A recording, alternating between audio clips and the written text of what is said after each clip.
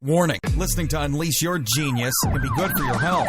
Symptoms may include looking and feeling better. More energy, healthier kids, and increased productivity. Unleash Your Genius podcast brings you the science, art, and philosophy of health, wellness, epigenetics, and lifestyle. Stronger, fitter, faster. Naturally, holistically, simply.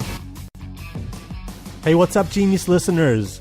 Thank you so much for joining me today. I know wherever you're at, in your car, on your run, or on your walk, riding a bike, thank you so much. You know, there's a lot of podcasts out there. Thanks for listening to this one. Now, my guest today is really cool. He, have you ever wondered, what cavemen and cavewomen did before there were dentists? Like, how did they take care of their teeth, and how did they not lose their teeth? Well, my next guest has been a periodontist for over 42 years. In 2014, in July, Dr. Danenberg received his credentials as a functional medicine specialist. And later on that year, he also received a certification as a primal blueprint expert. And I'm sure he'll tell us a lot more about that as well. I'm proud to introduce Dr. Danenberg to the Unleash Your Genius podcast. Dr. Danenberg, how are you? I am great. Thank you. I hope you're well, too. I am. Thank you. Can you tell us a little bit more about yourself, Dr. Danenberg? Sure. So I am a periodontist. That's a dentist that specializes in treating gum diseases. And I've been doing this now for 42 years. So I'm kind of an old guy, 69 years old. I have 2 adult children. I have 3 grandchildren. I actively practice currently, but I'm kind of winding down, so I only practice 2 days a week, 2 weeks on, 1 week off. I have all kinds of hobbies and interests. We can get into that later. But this is where I am, and I've gotten into nutrition as a way to integrate it with my treatment of patients in the last 3 years, which I think has been life-changing for me and definitely life-changing for my patients. So can you tell us a little bit about that in your clinic? What would it look like as a patient or a client of yours? Well, that's another interesting story because we may have to elaborate upon this because most people that come to a dentist or a physician have no idea about nutrition. And of course, these medical practitioners have no idea about nutrition either, correct? Right. So they don't even know what they don't know. So they're coming to me, let's say, because their gums are bleeding.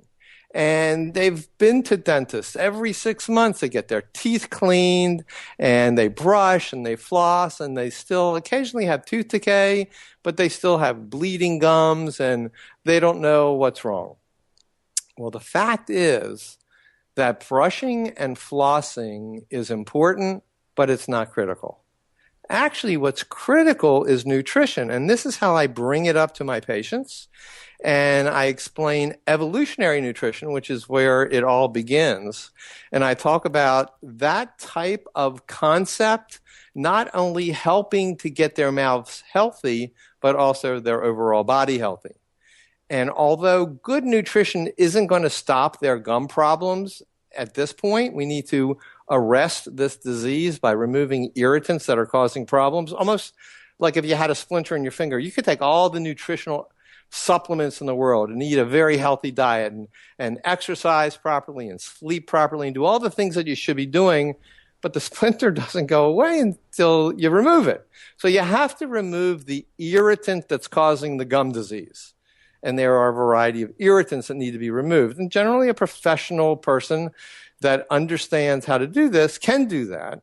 And then once that irritant is removed and the body is ready to heal itself, then I can introduce some nutritional concepts that can help the healing process along, but even more importantly, help their overall health from that point forward. Great. Can you expand on the irritants? Can you explain that a bit? Sure.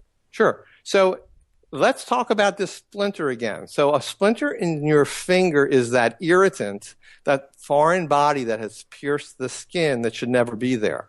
So you remove it and then the body starts to heal. If you have a good healing process, immune system.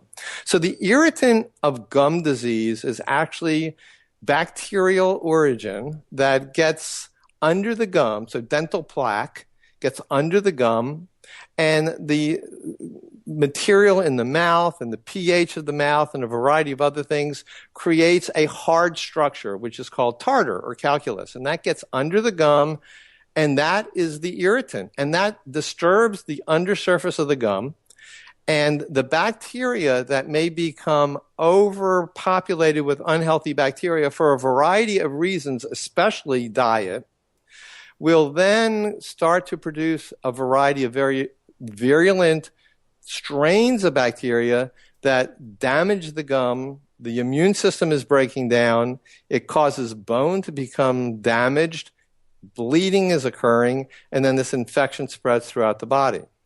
So if we can remove this irritant by simply doing a deep type of cleaning with the hygienist numbing the gum and doing just a deep type of cleaning, which it's not a surgical procedure, then once that irritant is removed, the body is set up to heal itself.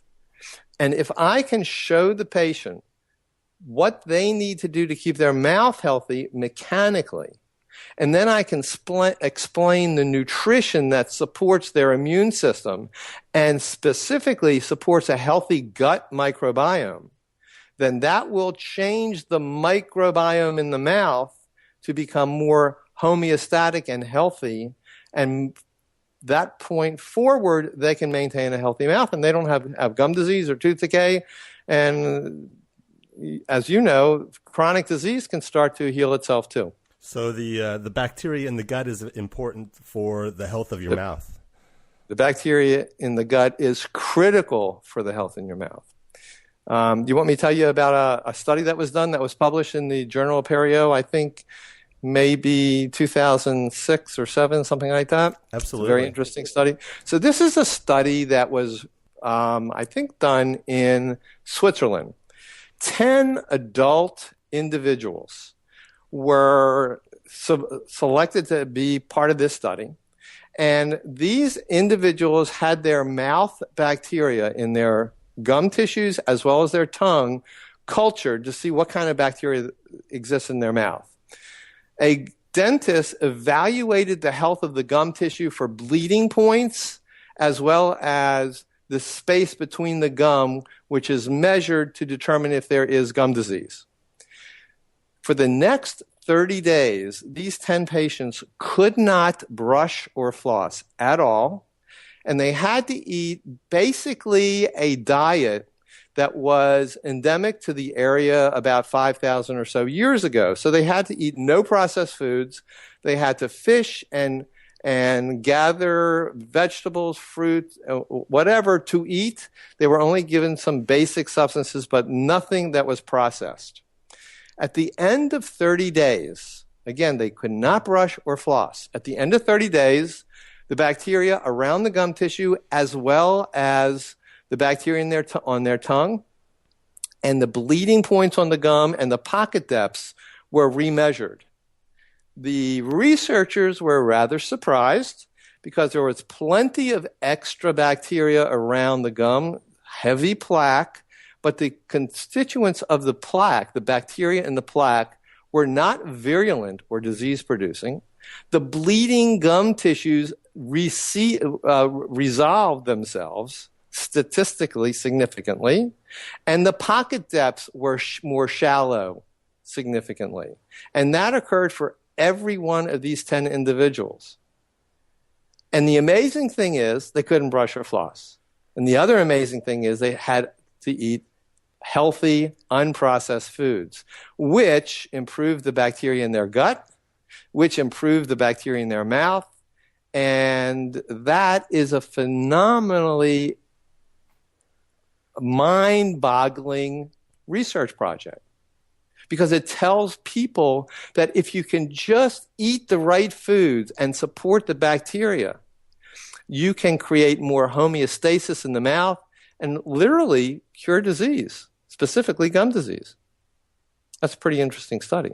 That's amazing. And it seems so counterintuitive that, I mean, we've been told so long to brush and floss, and that's pretty much I think the major emphasis, isn't that, as far as advice goes on the health of your teeth? It is. Now, I'm not going to tell you not to brush or floss because we're living in a society where it's not perfect. But I can tell you that just because you're brushing and flossing, you will not necessarily take care of what's really causing gum infection, tooth decay, or other chronic diseases. And you may or may not know that gum disease, periodontal disease, is actually now considered probably an autoimmune disease related to the gut bacteria, related to the intestinal barrier, and related to systemic and chronic inflammation. Wow. Pretty exciting. That is exciting. So if you can educate, if I can motivate young people especially to start doing certain things in a certain way, then decades later, they can improve or prevent damage from their bodies that would have occurred if they didn't take care of their bodies. And I'm a living example of that. All right. Well, Dr. Danenberg, I have 2 young kids. Could you enlighten me a bit on how I could help my kids through this? Well, there's some other fascinating research. First of all, a paleo-type diet, a diet that includes nutrient-dense anti-inflammatory foods and removes the processed foods is critical. And the inflammatory foods like vegetable oils, that's critical. And if you can start to initiate that kind of a diet change, not only for your kids, but obviously for your entire family, you're going to go a long way in having a healthier gut microbiome, therefore a healthier mouth microbiome, and a decrease in the incidence of dental diseases. Number one. I can tell you this, and this is another interesting study, and I could send you a link if you want to this research at a later date. But there was a study that was done and published, I'm guessing maybe 3 or 4 years ago, where a group of children who had orthodontic bands and wires. So, if a kid has braces, kids don't clean their mouth well to start with, but if they have braces and wires in their mouth, it's really difficult to clean. So these kids were evaluated when they had their braces put on their mouth, and the bacteria around the gum tissues were cultured to determine the different strains of the bacteria. There are 2 very, very particular bacteria that cause or generally are affecting gum disease and tooth decay. Gum disease, P. gingivalis is a type of bacteria, and for tooth decay is strep mutans. So these 2 bacteria were looked at very closely. For the next 30 days, and you will not believe this, but the next 30 days, they swished and swallowed raw honey. They basically brushed and ate and swallowed raw honey. They didn't brush or floss, they just ate and swallowed raw honey. The end of 30 days, these cultures were done again, and the incidence of strep mutans and P. gingivalis bacteria significantly decreased. That's a pretty fascinating study. And there are anecdotal stories about raw honey and its medicinal values, but there's a lot of peer-reviewed research over the last 5 to 7 years of what raw honey can do, not only for bacteria in the mouth because of gum disease and tooth decay, but healing of mouth wounds and other sores on the skin that are not healing well. It's a pretty phenomenal medicine. That is amazing. So I'm suggesting that if your kids don't like to brush with regular type of stuff that I'm going to tell you about in a moment, certainly it's not a problem with brushing or for them to brush with raw honey. Now, it has to be raw honey. It can't be pasteurized, can't be in these little plastic bottles that look like teddy bears. And, it has to be real raw honey from a beekeeper. I'm not so sure that the particular bee or where they're located is critical. Some raw honey is maybe more powerful than others, but generally raw honey is the way to go. Now, what I would recommend for kids to brush, and you brush, and anybody else to brush, is take a toothbrush, and I love electric toothbrushes because they're just efficient. Take the electric toothbrush, dip it in a little bit of coconut oil, and then dip it in some baking soda, not baking powder, but baking soda, and brush. The coconut oil, as you know, is antibacterial, antiviral, antifungal for the most part. And the baking soda has a more neutral pH, so it makes the acidity in the mouth more healthy. And it also has the potential to do a little bit of whitening. And baking soda is the least abrasive element in any commercially available toothpaste on the market. And you would be brushing with very healthy, natural elements. So if your kids could get excited about that, they could do that. You could put a drop of essential oil if you want a little bit of flavor. You can even get some cocoa extract, which is going to give it a little chocolate flavor, and your kids will love it. Nice. So you put the oil on the brush and then dip a little bit of the baking soda. Yeah, so you could have 2 little containers in the bathroom. It would be the containers that an individual would use. You wouldn't share all these containers with everybody.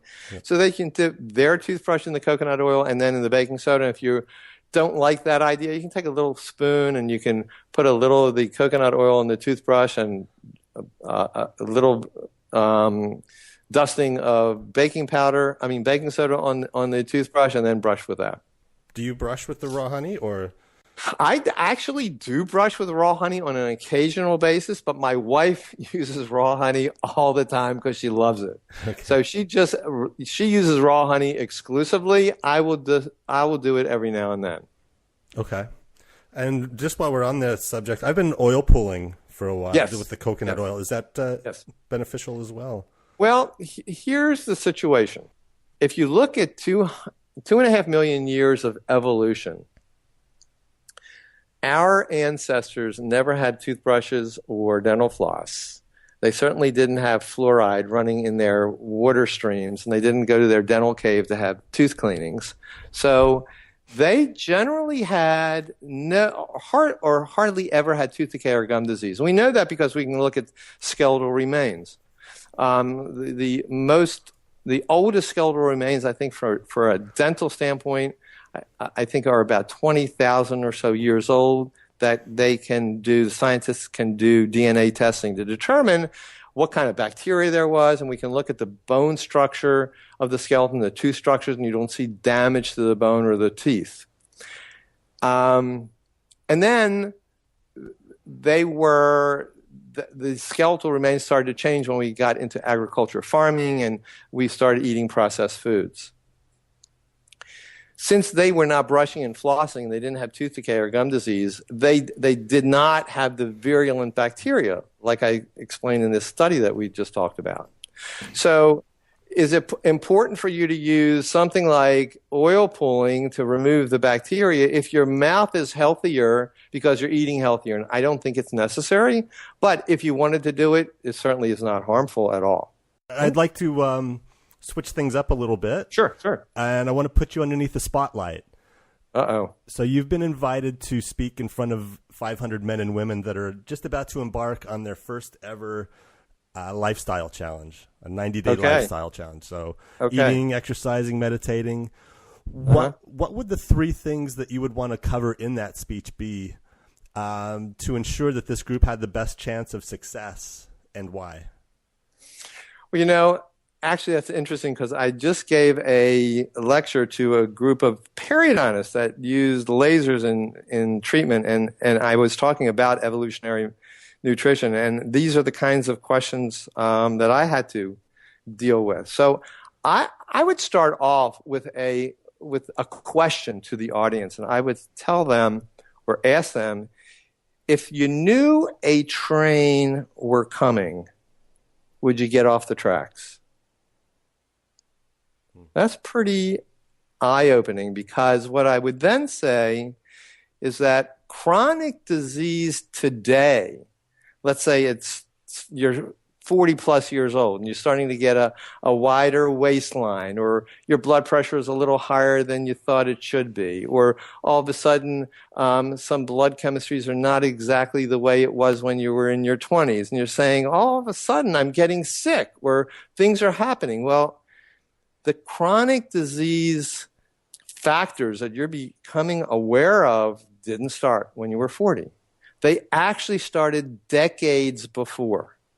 If you knew a train was coming and that train was chronic disease, would you get off the tracks? Would you basically do something to stop the damage proactively? And then I would talk to them about the 4 pillars of health. They need to understand and practice 4 basic pillars of health. One is that they need to understand what nutrient-dense anti-inflammatory diets are all about. And it's not really a diet, it's a lifestyle way of eating.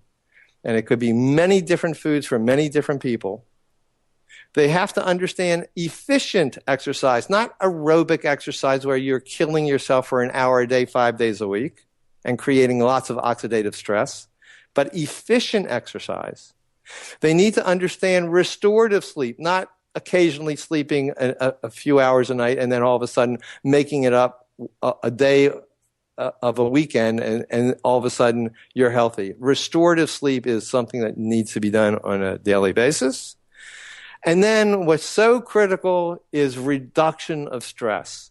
And it's not just emotional stress, it's physical stress, it's chemical stress, it's the stresses of our foods and toxic substances that we're putting in our body. We can only create a certain load for our body and then it's overload. And you have to understand how to reduce this stress. So this is what I would talk about. I would talk about, can you understand that the disease, the chronic disease that is plaguing modern societies all around the world that seems to start at the age of 40 really started when you were 5 or 6 or even earlier?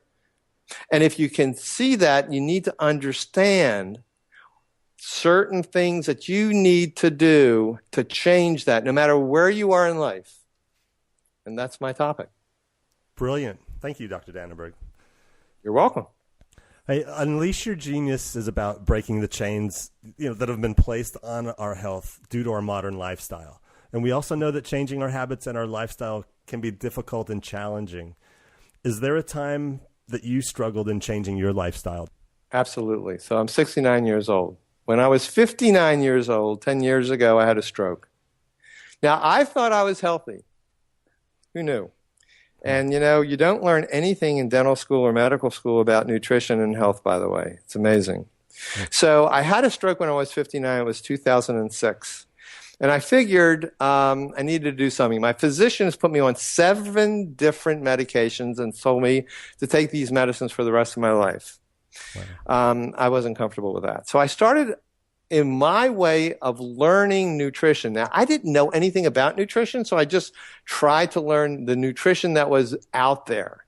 So for the next 7 years, I tried to learn about nutrition. I started to eat, and this is a joke now, but this is what I did. I started to eat healthy, so I ate low-fat foods. I ate lots of fiber. I love popcorn, so I ate popcorn. I didn't like green vegetables, but I just ate all kinds of stuff that I thought was healthy.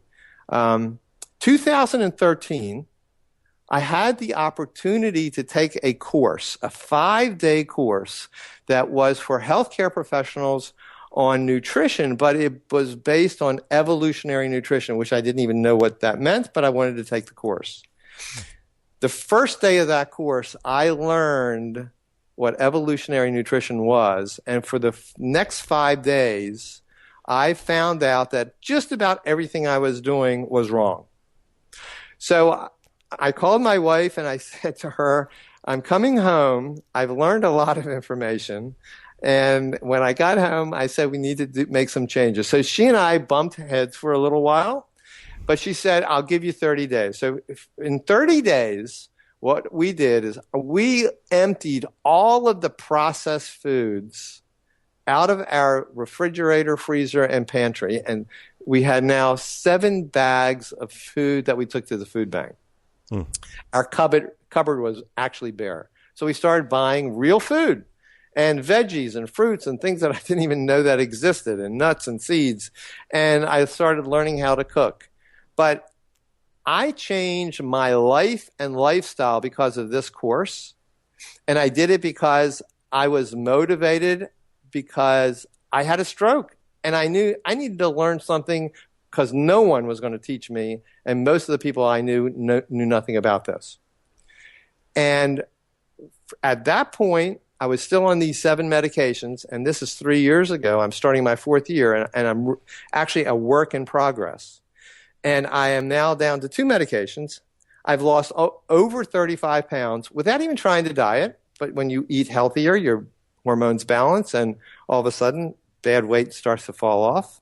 I have gotten involved with a very efficient exercise program that we can talk about if you want later on. And I sleep 8 hours a night, and I do not have well control of my stress. I'm a type A person, but okay.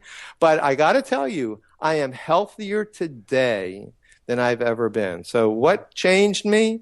My stroke changed me, but it still took another 7 years for me to find out the right information to change my life. Right. And it's basically evolutionary nutrition and lifestyle. Well, congratulations. I'm glad to hear you're doing so well. I am.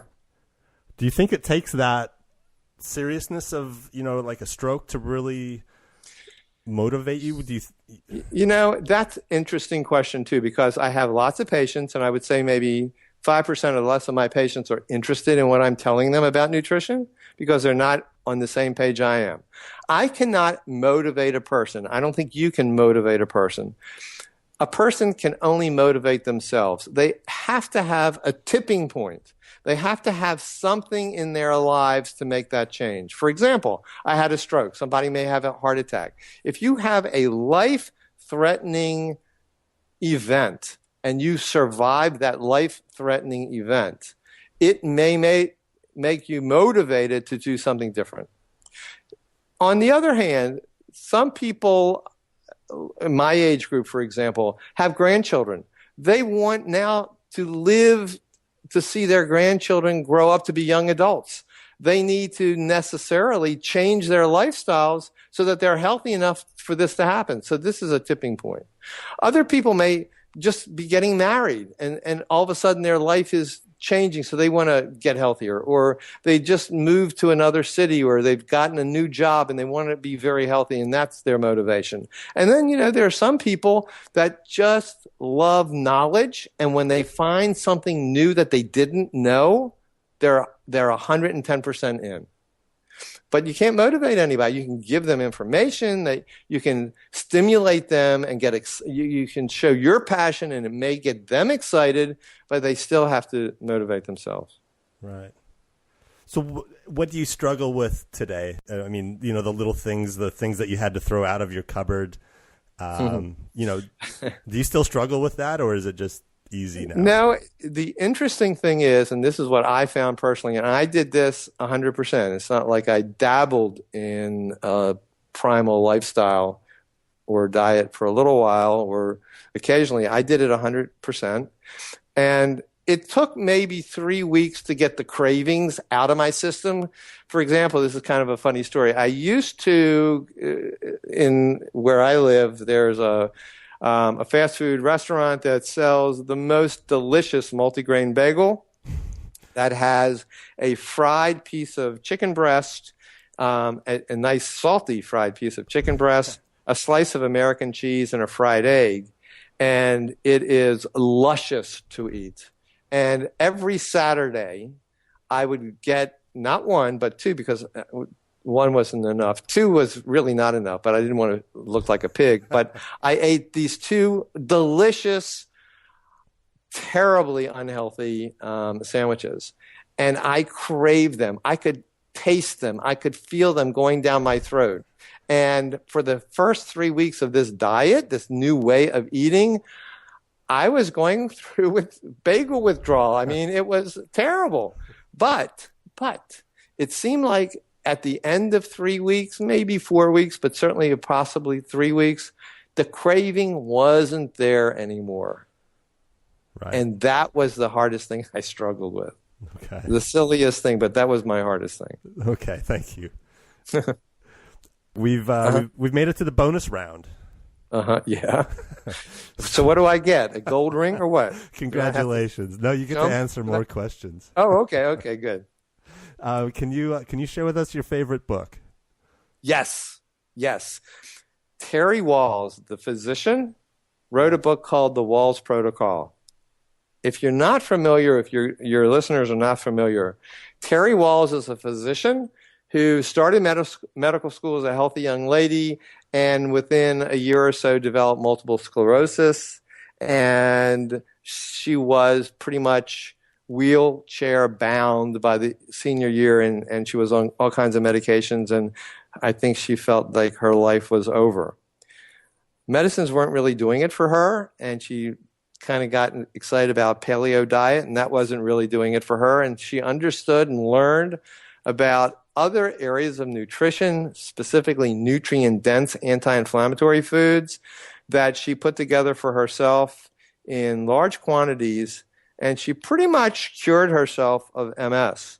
And she's written a book called The Walls Protocol, and it's phenomenal. And it's just, as far as I'm concerned, one of the best books I've ever read about ancestral nutrition. So that's the book that I really love. The best advice that you've ever received? The best advice was actually the instructor of this 5-day course. His name is Dr. John Bagnulo. He is a nutritionist, but his basis is ancestral nutrition. And he was the first speaker of this 5-day course. And he showed vivid descriptions of primal societies that live without westernized foods, that do not have heart disease or blood pressure problems or cancer or any of the diseases of modern man, no obesity, no diabetes. And this one society is called Catawba. Some of these people even smoke their own tobacco. It's not cigarettes that are made with all the chemicals that are made in the United States, but they even smoked some, and they didn't have any of these diseases. Yet when any of these individuals moved from Catawba to Hong Kong, which was a mainland in the area, and they started eating and living a westernized lifestyle, they developed these chronic diseases. Well, John just turned me on to this, and he's the one that started my experience and education. So he was my mentor. Bagnulo, Bagnulo. What are you working on currently? I think I heard a rumor that you may have been writing a book. Well, I do that, yes. I have a book that's already written, and it's in the hands of 2 separate publishers that are reviewing it. Hopefully somebody's going to give me a contract for that and start publishing it. It's called Hunger for Health, and it's pretty much everything that we have discussed at this point from a dental perspective, a mouth perspective. Most books on health really jump right from food to the stomach. Somehow, no one talks about the mouth. I can't get it. I don't understand that. Everything starts with the mouth. The mouth is the mirror to the body. Almost any and every disease in the body will reflect itself to some extent in the mouth or the tissues of the mouth. But no one's talking about it. So this is how I start my book, and then I go into a nutrient-dense anti-inflammatory diet and even recipes that are pretty cool because they're pretty much original recipes that are anti-inflammatory, nutrient-dense. But I'm also working on a couple other things, which is kind of exciting. I have been hired to write the periodontal module for a college called the College of Integrative Medicine that offers a 300-hour certified course online. And there has never been an integrative or functional medicine type course given that includes dentistry. Amazing. So I've been asked to write this 4-hour program for their 300-hour program, and that's been exciting. And it's called the College of Integrative Medicine. And what is really exciting is me and three of my other professional buddies have started a company called Nuda Organics. We are just getting started with the research and development of the products, but we are creating recipes for totally organic toothpastes and denture adhesives and body creams that are healthy enough to eat. Wow. And this is exciting because if you look on the market, where you see these toothpastes that are called natural, well, natural is not even a controlled name, so they can put almost anything in a natural toothpaste. But you can't find organic toothpaste for the most part. And what you find is not so exciting. So we have created toothpastes that have a basis of coconut oil, cocoa butter. Some have propolis.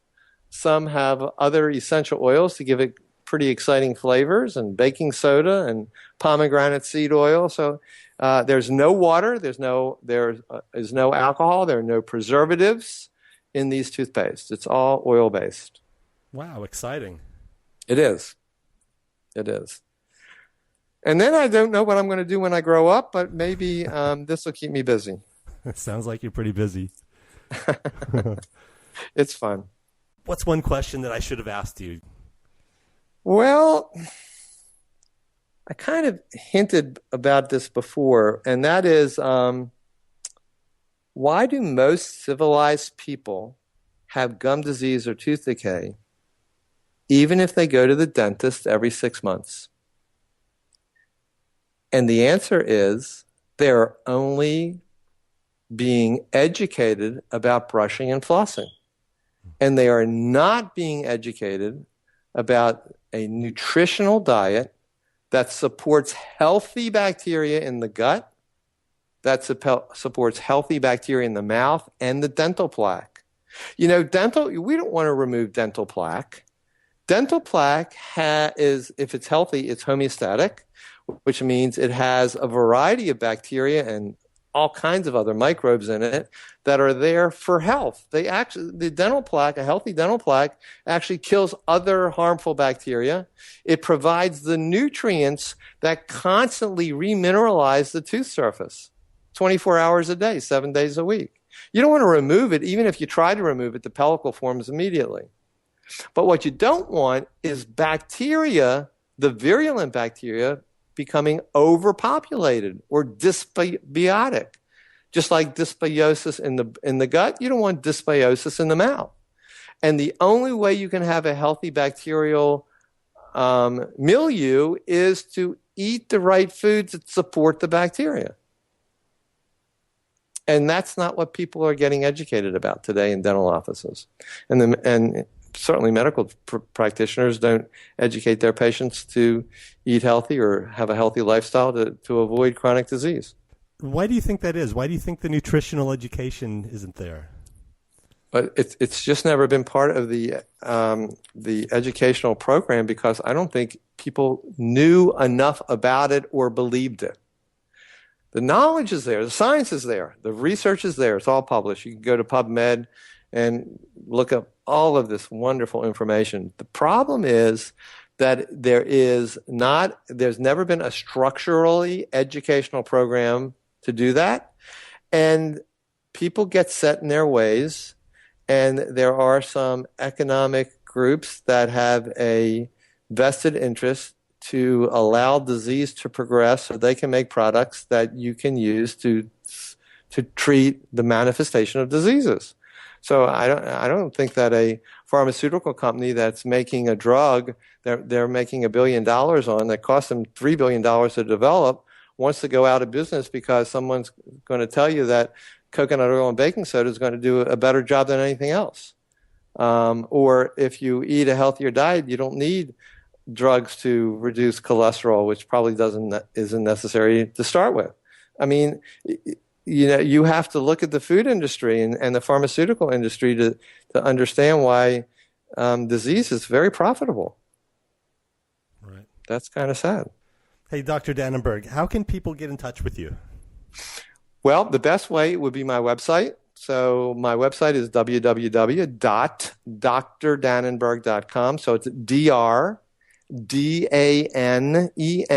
B as in boy, ERG.com. And I have all kinds of stuff on the website, recipes and lots of blogs. I generally post blogs maybe twice a week, so there's quite a bit of content in there. Yeah, I've been reading your blog. I love it. Oh, thank you. Thank you. Thank you so much for sharing today. It's my pleasure. Thanks for getting in touch with me. Hey, you're very welcome. Do you have any last words of advice? Well, I can only say that where I'm in my life, like I said, I'm 69 years old. I had a stroke. I've only gotten to a state where I'm learning to be healthy only 3 years ago. I'm starting my 4th year. So I can tell you that no matter where you are or your listeners are in life, either age or health, they can improve the quality of their life going forward as long as they're proactive. You may not be able to cure a disease, especially if it's well-rooted in your system, but you can certainly improve the conditions and possibly cure those diseases. It's never too late. But the most important thing is to get the message to the young people. Oh my God, can you think of what the world would be like, the health society would be like, if we could motivate or have these people self-motivate themselves so that they are starting to eat healthy and live a healthy lifestyle?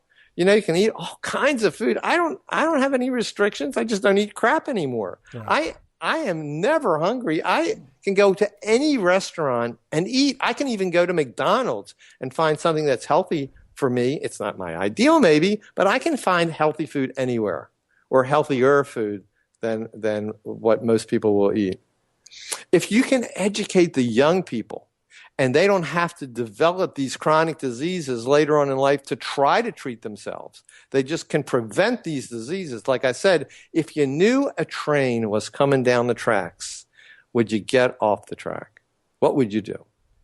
And if you can convince people to be proactive, wow, that's the holy grail. It'd be a different world. It would be a different world. It's never going to happen, but that would be a different world. You can only change one person at a time. So get your kids excited. Maybe if they get excited, you'll be extremely excited. Dr. Danenberg, thank you so much for sharing today. This has been fantastic. Pleasure. Thank you. Thanks so much for listening to Unleash Your Genius with your host, Dr. Brian Peterson. For more great content and to stay up to date, visit unleashyourgenius.com. We'll catch you next time. Hey, what's up? I hope you guys liked this episode, and if you did, I would really appreciate it if you would subscribe, and most importantly, give us a review, and give us a 5-star rating too, please. All right, see ya.